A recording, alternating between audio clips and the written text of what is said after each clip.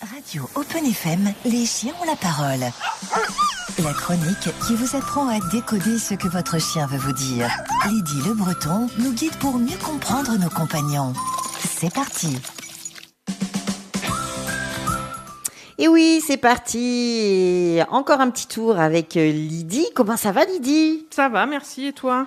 Eh bien, écoute, ça va. Je suis curieuse de voir où est-ce qu'on va atterrir tout au fur et à mesure de cette chronique. Alors, la semaine dernière, on avait commencé à installer un petit coin tranquille pour que le chien puisse apprendre à rien faire dans la maison. C'est ça. Ouais. Apprendre autonomie, indépendance, voilà.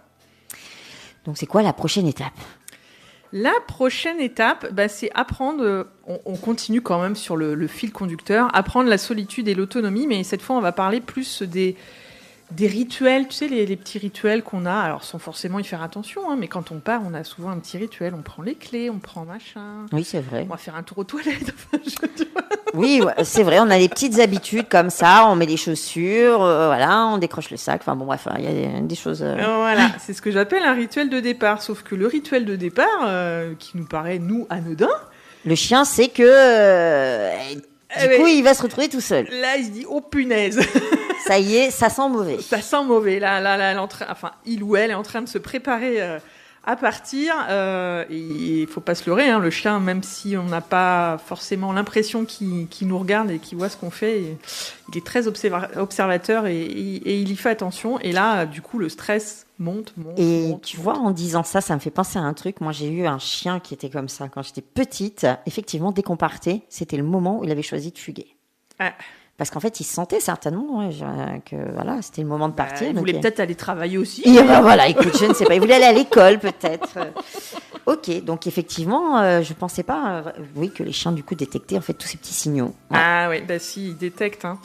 Ils détectent, et puis du coup, c'est ce que je te dis, ça les fait monter en pression, en tension, et ils se disent, oh là là, ça y est, là. Je vais être tout seul et du coup ça empire en fait même au niveau de l'anxiété parce que le chien il monte en pression quoi en fait donc voilà.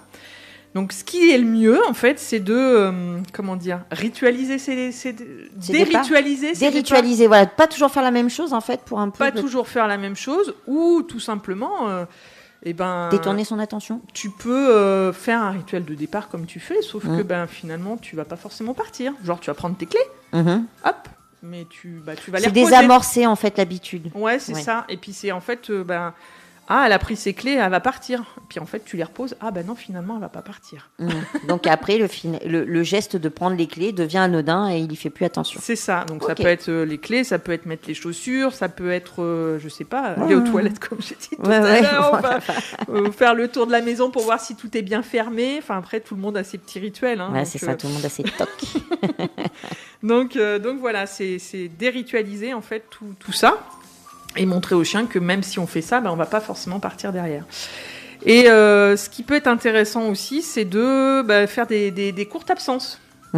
C'est-à-dire que, par exemple, tu peux faire le rituel, mais tu ne vas pas forcément partir pour aller travailler. Tu vas partir, je sais pas, 2 minutes pour aller chercher le pain à la boulangerie d'à côté, ou juste histoire d'aller marcher un petit coup toute seule, histoire de décompresser. Enfin voilà, en fait, le but, c'est de vraiment...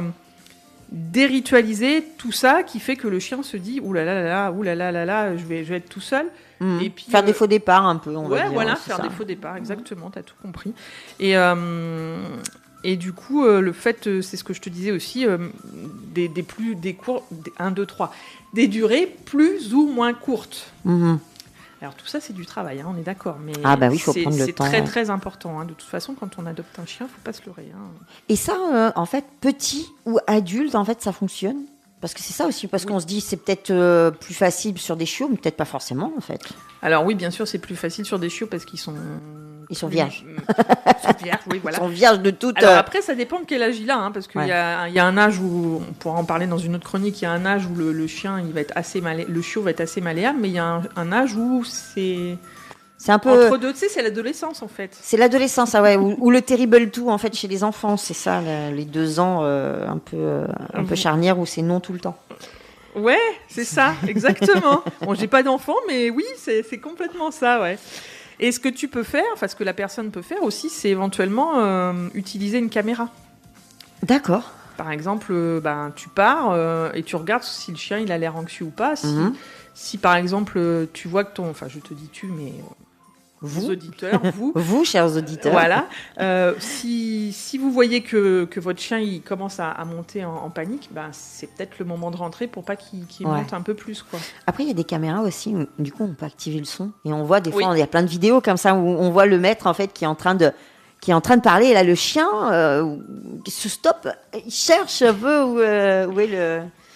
C'est ça, exactement. Ouais. Il y a même des petites caméras qui jettent des friandises. Ah ouais, je connais pas, mais pourquoi pas, ça peut être sympa d'occuper le chien en marque avec les petites friandises. Quand il monte en pression, du coup. C'est ça.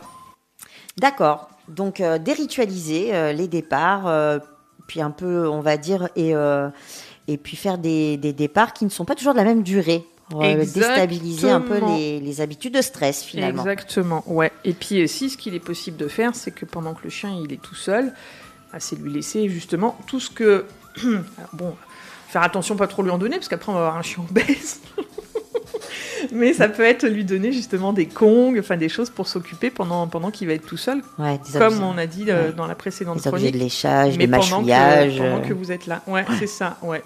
Le mâchouillage, tout ça, ça c'est... Bon, alors voilà, faut peut-être pas trop lui en donner non plus, mais ça permet au chien de s'occuper, ça permet au chien de déstresser sur la friandise. Et puis de défocaliser aussi du maître. De défocaliser du maître, ouais, exactement. Alors après, tous les chiens ne sont pas anxieux, tous les chiens ne font pas de l'anxiété de séparation, hein, attention. Voilà, non, faut bien pas sûr. non plus, il y en a qui ont des caractères très indépendants. Hein. Ben, carrément. Par contre, une race n'est pas forcément... c'est pas une race égale anxiété de séparation. Hein. Attention. Mais peut-être qu'on y reviendra là sur ces histoires en fait de caractère, de race. Hein, oui, on en parlera, il n'y a pas de problème. On en parlera. Donc, ok pour tout ça. Et après, on peut parler du retour. Eh bien oui. Parce que le retour est important aussi. Ah bah oui, si on s'en va, il y a un moment, on revient. Théoriquement, c'est mieux quand même, hein, parce que bon, déjà que le chien, parfois, il reste un petit peu longtemps, donc bon, faut quand même rentrer pour lui faire ses besoins, faire sa petite sortie, etc. Parce que voilà, un chien, il y a besoin de tout ça. Donc le retour, c'est bien qu'il soit neutre et calme en fait, parce que souvent le chien, quand vous rentrez, il est content de vous voir, ce qui est normal. Hein. Oui, puis nous aussi. Hein. Nous aussi. Comment ça va, mon pépère? Tu passes une bonne journée? C'est la fête. C'est la fête quand on rentre. Ben oui. Et donc ça, faut pas le faire. On peut le faire, hein, attention, hein, faut pas non plus... Mais en fait, il faut pas que ce soit un événement. Faut que le fait que quand on revienne, c'est un non-événement. Exactement. T'as tout incroyable. On fait tout mal, c'est fou ça. On fait tout mal. Après, on n'a pas tous des chiens anxieux. Hein. Je veux dire, on peut pas. Voilà, si le chien il est pas anxieux, on peut le faire. Oui. Après, si le chien est vraiment anxieux, c'est mieux d'être neutre et calme. C'est-à-dire, voilà, il fait la fête. On lui fera la fête aussi, mais quand on aura posé les chaussures, on aura posé les clés, on se sera posé, que le chien se sera calmé. Là, on pourra dire coucou toi, ça va, t'as passé une bonne journée. C'est ça. C'est ça. Voilà. Laisser le temps un peu de. Ouais, faut laisser le temps au chien de rebaisser en tension et de se calmer en fait. Voilà. D'accord. C'est important. Ça nous fait déjà beaucoup d'éléments. Ouais, j'espère que ça va aider les auditeurs. Si on a des questions, si on veut aller un peu plus en profondeur sur ce sujet, on peut bien évidemment te contacter. Oui, on peut me contacter, oui, bien sûr. Donc si on a s'il y a une question particulière à laquelle je peux répondre rapidement, voilà, c'est avec plaisir. Hein. Et s'il y a besoin, parce que c'est vraiment... il y a vraiment du travail à faire. C'est SOS Lydie, Lydie la grande sœur. Oui, c'est ça. Et je peux me déplacer au domicile, ou si c'est un petit peu loin, éventuellement le faire en visio. Hein, avec la super nanny des chiens. On peut le faire. La super nanny des chiens.